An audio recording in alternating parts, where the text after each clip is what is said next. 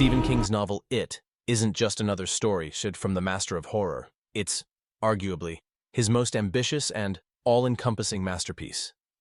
For many fans, this novel stands as the crown jewel of King's career, a story so iconic and haunting that it has etched itself into pop culture forever. However, such an assessment, no matter how flattering it may be, will always remain subjective, like any view of the work of a genius. The 1990 film adaptations of It and the 2017 to 2019 modern two-part series represent two completely different interpretations of the classic story. The differences in the approach to the plot, the depth of the characters, and the overall mood make these adaptations unique, each revealing the rich world created by King in its own way. What are you looking for?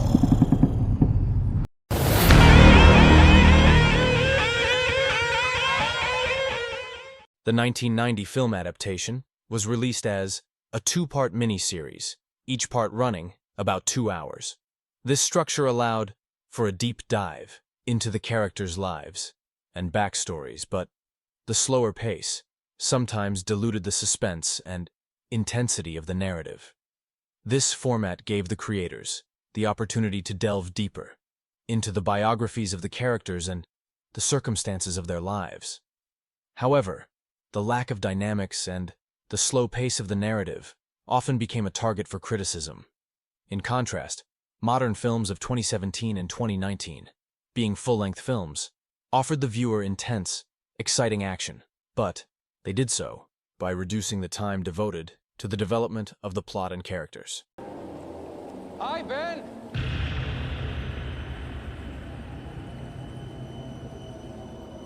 Daddy? You want a balloon, Ben? They float. They all float. Come here, son. You'll like it down there. You'll never have to grow up.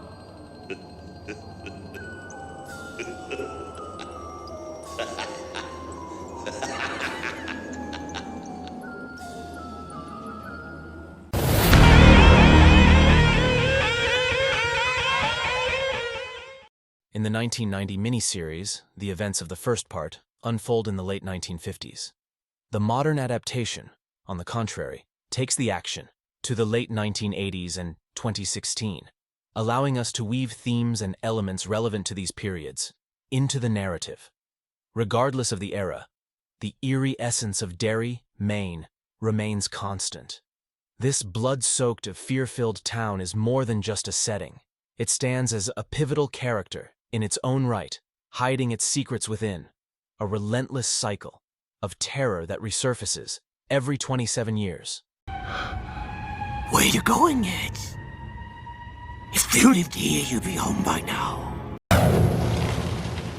No, I love being a personal doorman, really. Can you idiots have taken any longer? All right, shut up, Richie. Yeah, shut up, Richie. Oh, okay, trash the trash mouth, I get it.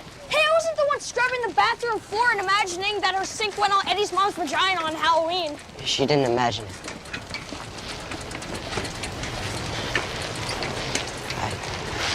I saw something, too. You saw blood, too? Not blood. I saw Georgie. It seemed so real. I mean, it seemed like him, but there was this... The clown.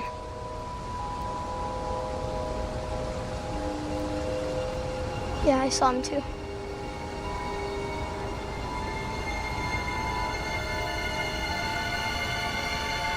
Wait, can only virgins see this stuff? Is that why I'm not seeing this yet?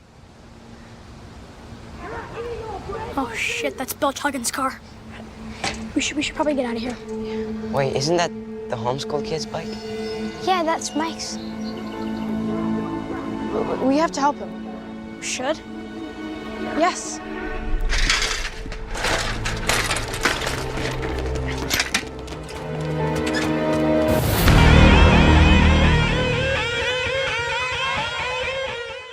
Each of the 7 main characters confronts a unique fear that it manipulates to torment them. These fears not only expose their inner struggles, but also mirror universal themes of adolescence, loss, and trauma. 1. Ben Hanscom. Haunted by loneliness and isolation, Ben's deepest fear stems from rejection. This is reflected in his dread of being mocked by his peers. 2. Eddie Kasprak.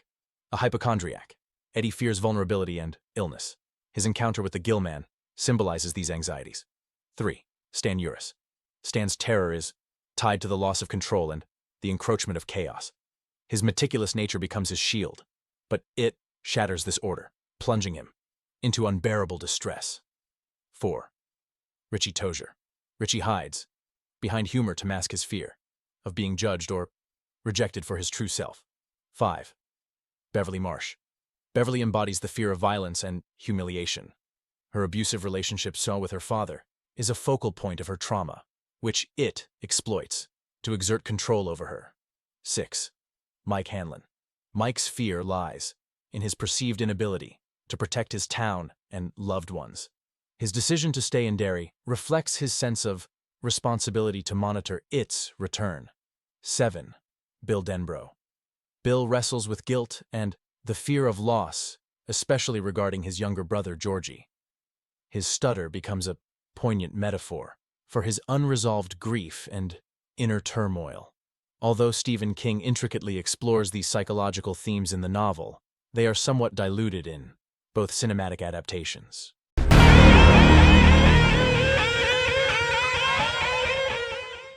Derry's lore is steeped in tragedy, creating a tapestry of horror that reflects humanity's deepest fears, losses, and the inevitability of fate.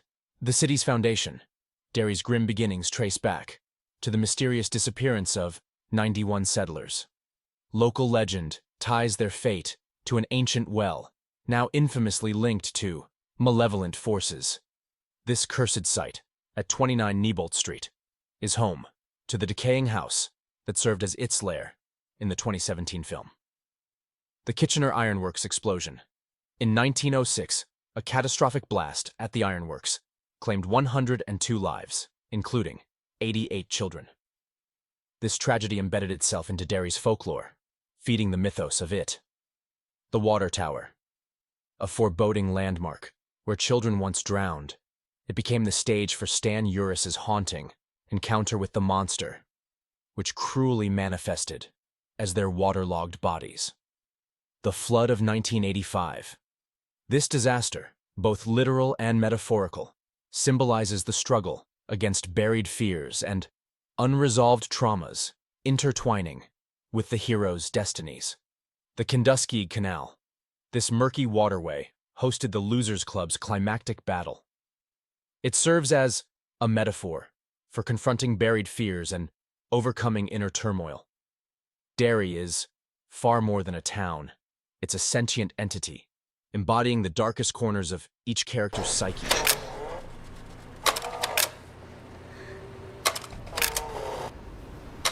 What happened? What's going on? I got it. Hold on. Guys.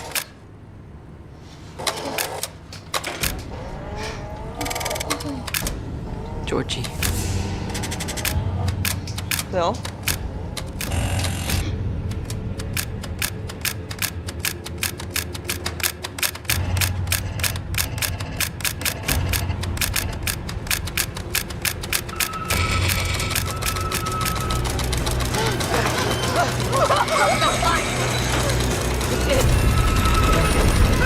What the fuck is that? What the fuck is that?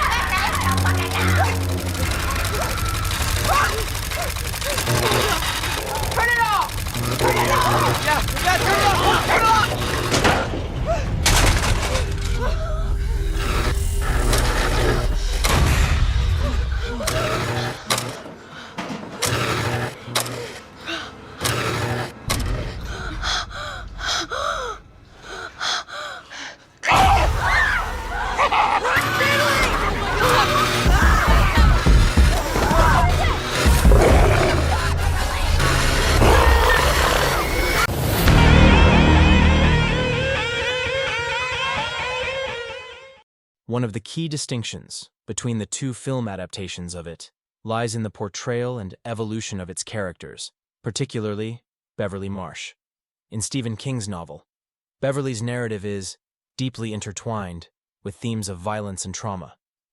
Her tumultuous relationship with her abusive father is central to her inner conflict. However, the 1990 adaptation only alludes to these struggles, leaving much unsaid and reducing her complexity to that of a stereotypical victim. Conversely, the modern adaptation redefines Beverly as a richly layered character, imbued with resilience and emotional depth. Her journey delves into the scars of her past while showcasing how she channels her pain into strength. The Losers Club also receives nuanced treatment. While the 1990 version emphasizes their collective fight, the modern adaptation highlights the unique fears and personal growth of each member, making their struggles more intimate and emotionally resonant.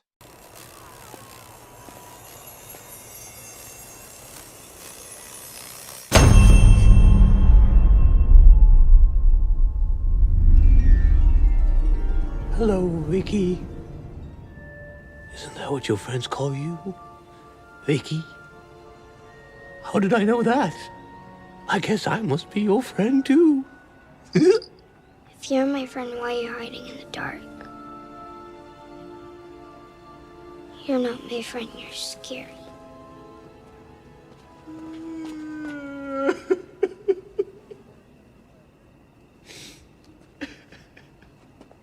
Why are you crying?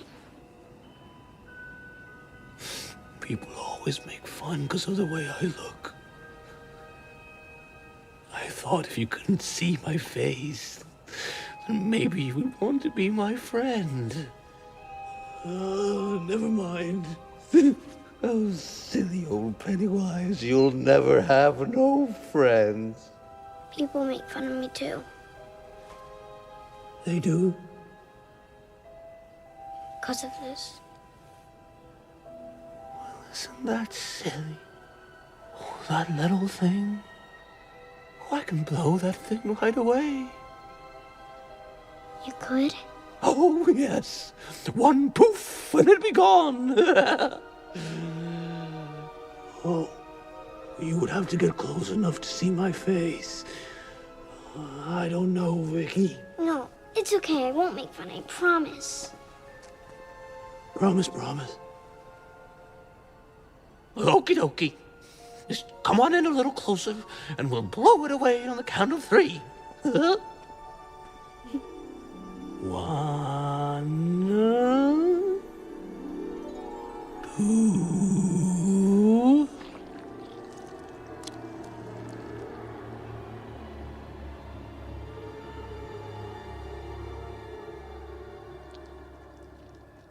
You're supposed to say 3.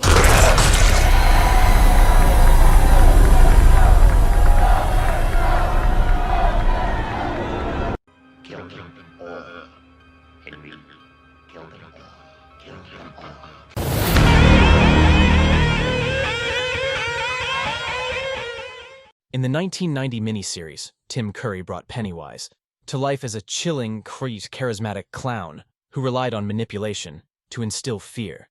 However, the constraints of television at the time left its final form, a giant spider, only partially realized, aiming for a more accessible depiction. The modern adaptation, on the other hand, allowed Bill Skarsgård to craft a more nuanced Pennywise, whose forms are dictated by the deepest fears of his victims. This interpretation aligns more closely with King's novel, where it represents suppressed emotions, internal battles, and hidden desires. Pennywise is far more than a sinister clown. He embodies deception, manipulation, and the shadowy aspects of the human psyche.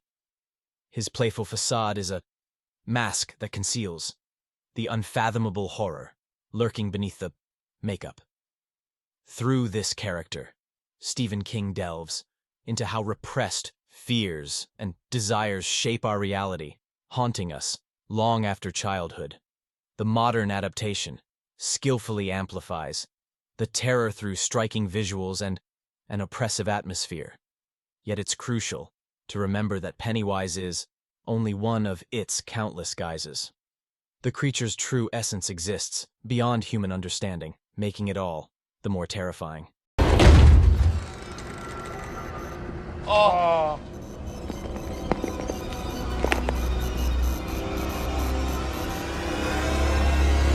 It's Dan.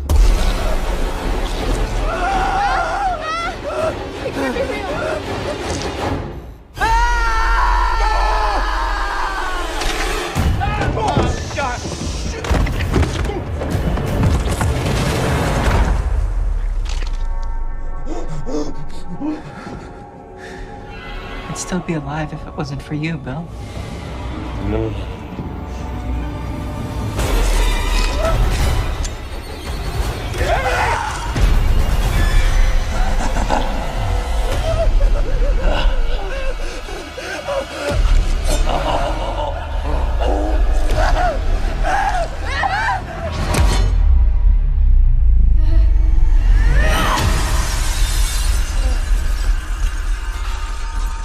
You haven't changed anything yet.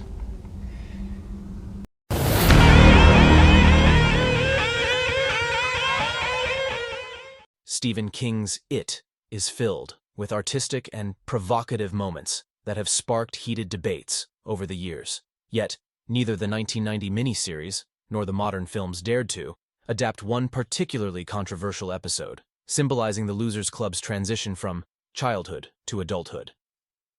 Instead, both adaptations chose to focus on the blood oath, a powerful and timeless ritual. This act becomes the ultimate metaphor for their unity, symbolizing an unbreakable bond of friendship and their shared resolve to confront evil. Scenes of fear and violence in both versions are not merely tools for horror. They serve as vivid representations of repressed emotions. The characters' fears are brought to life, acting as reflections of their inner struggles, much like shadows emerging into daylight. The modern adaptation masterfully captures the nostalgic, sunlit magic of summer days, contrasting it with the looming nightmare, echoing the bittersweet tone of the novel. The 2017 to 2019 films also introduce the concept of the macroverse, suggesting that it is but a fragment of something vast and ancient. This idea is subtly woven into the narrative, evident in seemingly minor details such as the iconic red balloon, a harbinger of Pennywise's approach. Excitement builds as the upcoming TV series, It, Welcome to Derry, set for 2025, promises to explore these deeper layers of mythology, offering fresh insights into the story's dark roots. Silly boy, you still think you can see me? You'll never see me. You'll see only what your little mind can allow. Go! Now, for if you stay, you'll lose your little mind in my dead lives. Like all the others. Like all the others.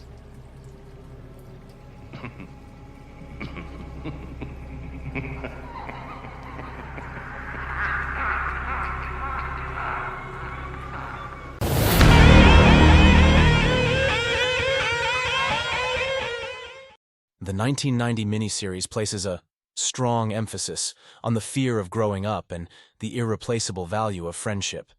The modern adaptations take these themes further, intertwining them with the characters' deep psychological traumas. Childhood is depicted not as a golden age, but as a fragile balance between innocence and terror, while adulthood is shown as a constant struggle to suppress desires and conform to societal norms. Water serves as a potent symbol throughout King's narrative and its adaptations, representing suppressed emotions and hidden fears. Sewers, waterlogged streets, and rusted pipes are more than mere settings. They are living manifestations of the characters' inner worlds, brimming with secrets, pain, and dread. Every droplet whispers the same haunting truth. You can't escape your fears. Derry itself transcends the role of a mere backdrop to become a character in its own right, with its dark soul and sinister intentions. Its streets echo with unspoken horrors, its walls exude an atmosphere of dread, and every stone is marked by past tragedies. Derry is a prison from which no one truly escapes, a place where evil thrives within the hearts of its inhabitants. Stephen King's brilliance lies in his ability to make the town an integral player in the story, with motives as dark and inevitable as the cyclical return of it. Cyclicality is another crucial theme, intricately binding the character's fates to that of Derry. Every 27 years, evil awakens, serving and as a grim reminder that the past cannot be buried without confrontation.